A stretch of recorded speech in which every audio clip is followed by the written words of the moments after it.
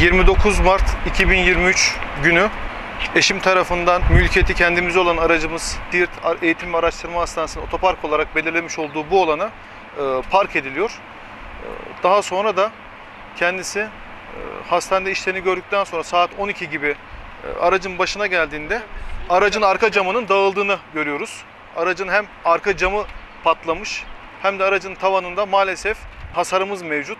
Yaptığımız inceleme neticesinde de hastanenin 8. katında çift cam olarak tabir edilen camın dış camı yerinden kopmak suretiyle yerinden çıkıyor ve aşağıda aracımızın üzerine düşüyor.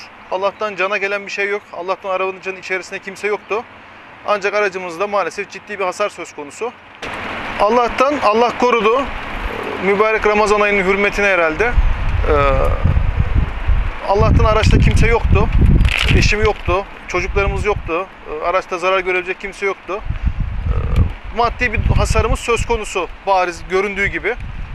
Ama aşağıdan bir insan da geçebilirdi. Herhangi bir durum da olabilirdi.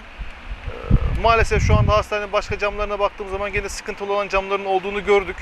Geçtiğimiz yıllarda da buna benzer bir olay olmuş.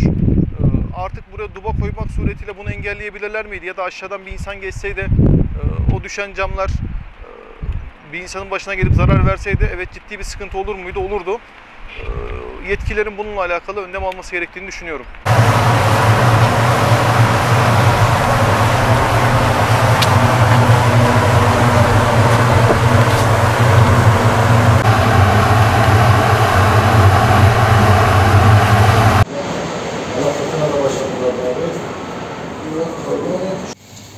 Tamam. Lan kırılmaması lazım ya. İki camı karşılaştırıyor.